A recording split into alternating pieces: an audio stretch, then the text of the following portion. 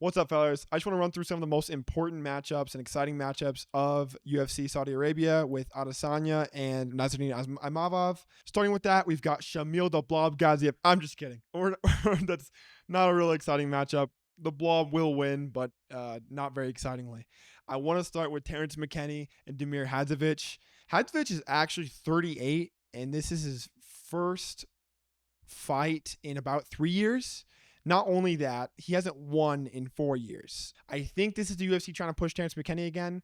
I love Terrance McKinney. T-Rex is one of my favorite fighters, most exciting fighters. His striking defense is abysmal. It always has been, and it never will get better, apparently, from what I've seen. He's still young. He's only 30, and Damir Hadzovic is 38. So I think Terrance McKinney comes off with either a first-round sub or knockout. I'm calling it now. I think he gets a sub. Everyone else thinks it's a knockout. I think he clubs and subs, drops from the first round, subs him with either a guillotine or a rear naked choke.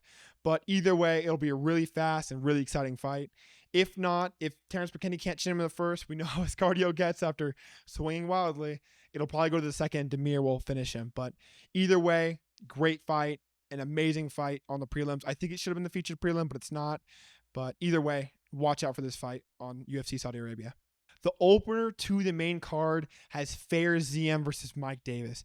This is another example, back-to-back examples of UFC trying to push a certain prospect, and that being Fair Ziam. Fair Ziam should be ranked, and they keep feeding him unranked opponents. I'm not really sure why. Fair Ziam is so levels above most of the guys in lightweight. I think he could even beat a guy like Michael Chandler if you threw him in there with him. He's got second to none technique. I know he has not the greatest build or physique, but his cardio is amazing. He has finishing instincts, and he should definitely be top 15 by now. If he wins this fight in exciting fashion, which he will, this will catapult him to a top 15 fight, which I'm really excited for. And this is why he's my number 4 spot for most exciting fights of UFC Saudi Arabia. We've got the classic exciting Brazilian versus somewhat boring Russian in Said Nurmagomedov and Vinicius Oliveira. I'm really excited for this matchup because I think this is one of those fraud check moments. This is a definition of a fraud check moment to me. If Vinicius Oliveira can get past Said Nurmagomedov, he's the real fucking deal, and we need to pay attention to him because we saw his finish of Sapaj. We've seen his finishing ability against Ricky Simon as well. I know he didn't finish him, but he styled on him for 3 straight rounds like a savage. And Ricky Simone's no joke. People are acting like, oh, it's Ricky Simon. That's nothing. Are we pretending that Ricky Simon didn't go on like a 6-fight winning streak, smashing people on his way? He's one of the better premier bantamweights. I know he's on a little bit of a loss streak right now, but he's really good, and we shouldn't disrespect him. That's why I really have high respect for Vinicius Oliveira. Ricky Simone's got great wrestling, and Vinicius Oliveira stuffed his attempts all throughout the fight while styling on him like a Gene Silva type character. And then you've got Said Nurmagomedov, where he's got great kicks, exciting wrestling, a little bit of a blob in a way or two. But other than that, should be an amazing matchup. I see this one possibly getting fight of the night if it goes into later rounds.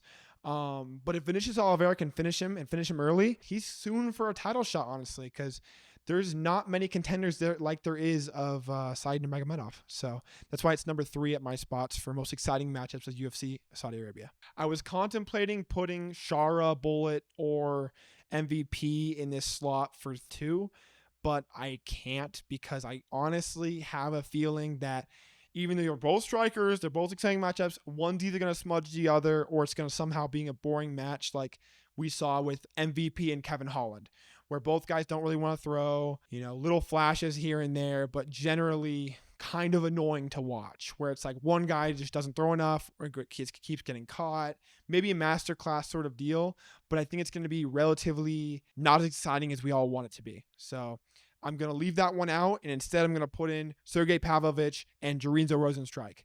Rozenstruik, dude, his finishing ability is ridiculous, and I know he got absolutely mollywopped against Jailton Almeida, but I mean, it's kind of a given considering his wrestling pedigree.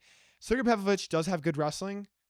No, he doesn't. I lied. Alistair Overeem absolutely bodied him in the wrestling, but I think it's improved since then, to say the very least, and it's probably better than Jairzinho Rozenstruik's. I don't think it'll come to that, though. No matter what, it's going to be a first-round knockout, but I think it's going to definitely lean for Sergei Pavlovich. I still think he has a pretty good chin, considering, getting chinned by Tom Aspinall, But Rozenstruik doesn't hit like Tom Aspinall does, and he doesn't make the kind of opportunities that Tom Aspinall does. So I could see this fight going into the second round at the very farthest, but I think either way it ends with a Sergei Pavlovich TKO or KO cold. And that's why this is number 2 in my most exciting matchups of UFC Saudi Arabia. I think it's kind of weird to put Israel Adesanya at number 1 for a most exciting fights list since he's been a title contender, because we haven't seen that from him in a long time. And I understand that people could be, oh, he's not going to be the most exciting matchup. You could put Sergei or someone else over this Terrance McKinney. I don't think so.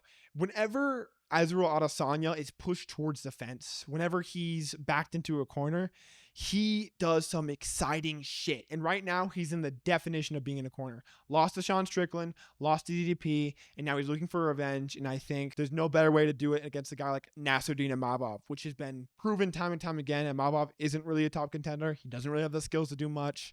And if Israel's hungry enough, I think he finishes Imavov in spectacular fashion. I think it goes to the later rounds because with most Adesanya clinics, he starts with piecing up the legs. He defends the takedowns really well. He has a great jiu-jitsu game that's very underrated. I don't know how it's flied under the radar for so long. But if it goes to the ground, he defends well. He gets up quick. And I'm looking for an Adesanya finish. I've never been a big Adesanya fan since when I really started getting into the UFC. He was already in his title reign. He's just picking from the pocket, Yoel Romero type fights.